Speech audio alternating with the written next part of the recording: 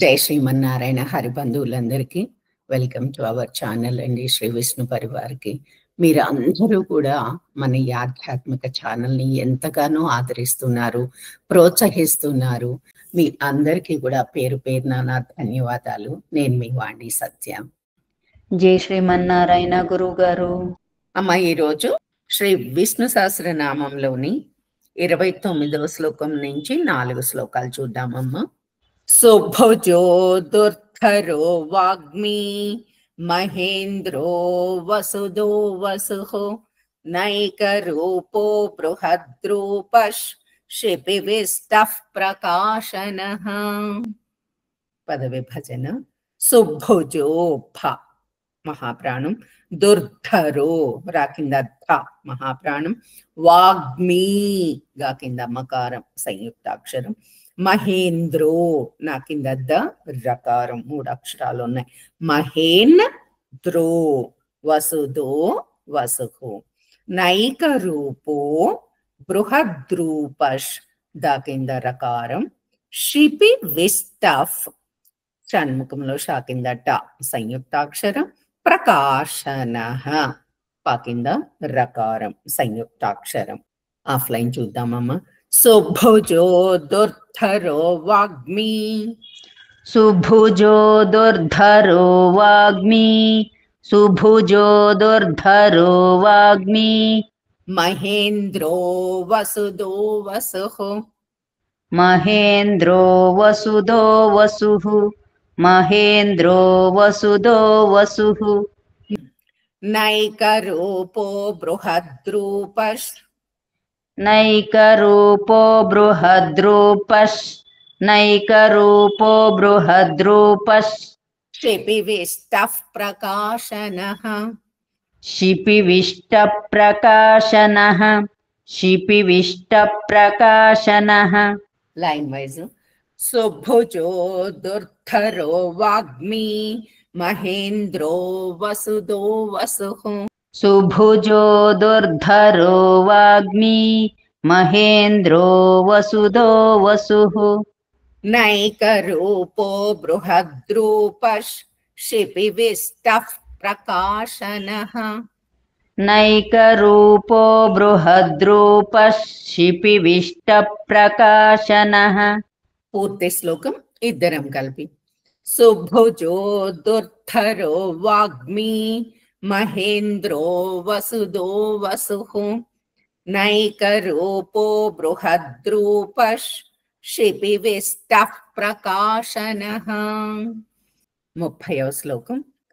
ఓజస్తేజోద్యుతిధరః ప్రకాశాత్మా ప్రతాపనః రుద్ధస్పష్టాక్షరో మంత్రశ్ చంద్రాంశుర్భాస్కరద్యుతిః. పదవిభజన.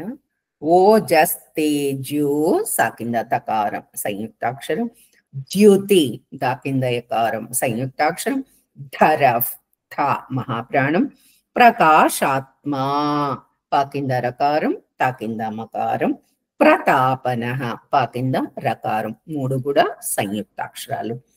ఎక్కడ సంయుక్తాక్షరాలు వచ్చినా కూడా పై లెటర్ని కొంచెం ఒత్తి మంచిగా పలకాలి. అలాగే మహాప్రాణాలను కూడా గట్టిగా పలకాలి. వృద్ధస్ దా కింద ధ ద్విద్వాక్షరం, ద్విద్వాక్షరం వచ్చినా కూడా పై లెటర్ని కొంచెం ఒత్తి పలకాలి. స్పష్టాక్షరో సా కింద ప షణ్ముఖంలో షా కింద ట 2 సంయుక్తాక్షరాలు. మంత్రష్ తా కింద రకారం, చంద్రాంశర్ దా కింద కూడా రకారం, భాస్కర భా మహాప్రాణం సా కింద క సంయుక్తాక్షరం, ద్యుతిః దా కింద యకారం సంయుక్తాక్షరం. ఆఫ్లైన్ చూద్దామమ్మ. ఓజస్తేజోద్యుతిధరః. ఓజస్తేజోద్యుతిధరః, ఓజస్తేజోద్యుతిధరః ప్రకాశాత్మా ప్రతాపనః. ప్రకాశాత్మా ప్రతాపనః, ప్రకాశాత్మా ప్రతాపనః. రుద్ధస్పష్టాక్షరో మంత్రశ్. రుద్ధస్పష్టాక్షరో మంత్రశ్, रुद्धस्पष्टाक्षरो मन्त्रः चन्द्रांशुर्भास्करद्युतिः चन्द्रांशुर्भास्करद्युतिः चन्द्रांशुर्भास्करद्युतिः लाइन वाइज ओजस्तेजोद्युतिधरः प्रकाशात्मा प्रतापनः ओजस्तेजोद्युतिधरः प्रकाशात्मा प्रतापनः रुद्धस्पष्टाक्षरो मन्त्रश्चन्द्रांशुर्भास्करद्युतिः रुद्धस्पष्टाक्षरो मन्त्रश्चन्द्रांशुर्भास्करद्युतिः वेरी गुड पूर्ति श्लोकम ओजस्तेजोद्युतिधरः प्रकाशात्मा प्रतापनः रुद्धस्पष्टाक्षरो मन्त्रश्चन्द्रांशुर्भास्करद्युतिः 31వ శ్లోకం अमृतांशोद्भवो भानुश्शशबिन्दुः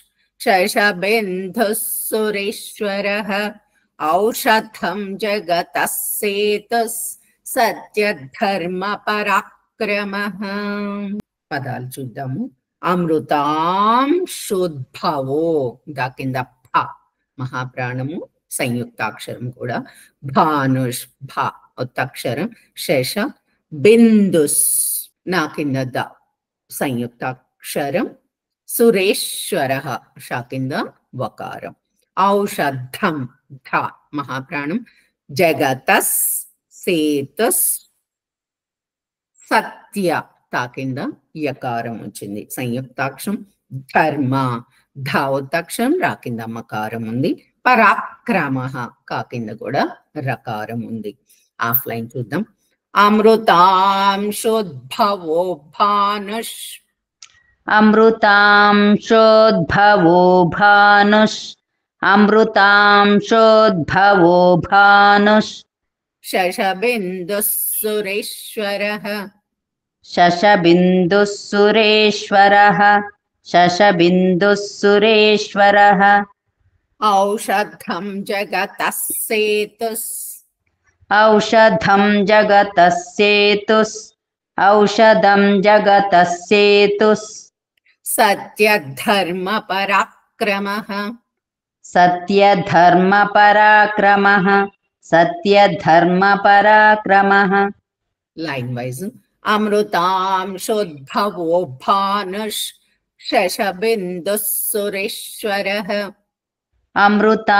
అమృతాంశోద్భవో భానుష్ శశబిందుః సురేశ్వరః ఔషధం జగతః సేతుస్ సత్యధర్మ పరాక్రమః ఔషధం జగతః సేతుస్ సత్యధర్మ పరాక్రమః పూర్తి శ్లోకం అమృతాంశోద్భవో భానుష్ శశబిందుః సురేశ్వరః ఔషధం జగతః సేతుస్ సత్యధర్మ పరాక్రమః 32వ శ్లోకం భూత భవ్య భవన్నాథః పవనః పావనో నలః కామః కామకృత్కాంతః కామః కామప్రదః ప్రభుః పద విభజన భూత భవ్య రెండు భాలు కూడా మహాప్రాణాలు వా కింద యకారం ఉంది భవన్నాథఫ్ భ మహాప్రాణం నా కింద నా ద్విద్వాక్షరము థఫ్ పొట్టలో చుక్కుంది తాథ మహాప్రాణం పవనఫ్ పావనో అవగ్రహం ఉంది లాంగ్ దీర్ఘం పెట్టాలి నలహ కామః కామకృత్ కాంతః విసర్గల తర్వాత కా ఉంది కాబట్టి పొల్లుహ వస్తుంది కామః అగైన్ పొల్లుహ కామ ప్రదఫ్ పాకిందరకారం ప్రభుః మళ్ళీ పాకిందరకారం భ ఒత్తక్షరం ఆఫ్లైన్ చూద్దాం భూత భవ్య భవన్నాథః భూత భవ్య భవన్నాథః భూత భవ్య భవన్నాథః పవనః పావనో నలః పవనః పావనో నలః పవనః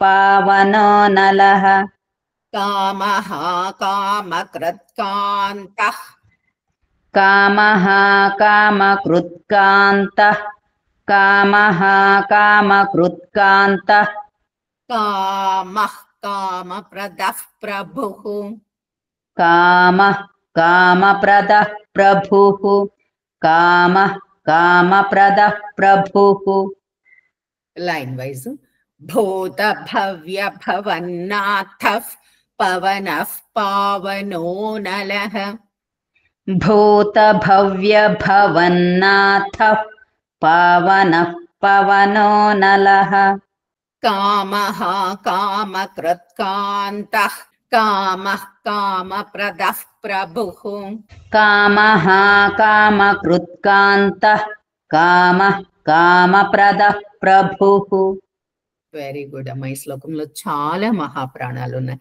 పూర్తి శ్లోకం భూత భవ్య భవన్నాథః పవనః పావనో నలః కామః కామకృత్కాంతః కామః కామప్రదః ప్రభుః. జై శ్రీమన్నారాయణమ్మ. జై శ్రీమన్నారాయణ గురువు గారు. ఈ వీడియో గనక మీకు నచ్చినట్లయితే తప్పకుండా సబ్స్క్రైబ్ చేసుకొని లైక్ చేయండి. మీ లైక్స్ వలన మన ఛానల్ ఎక్కువ మందికి రీచ్ అయ్యే ఆస్కారం ఉంటుంది. వన్స్ అగైన్ ధన్యవాదాలు.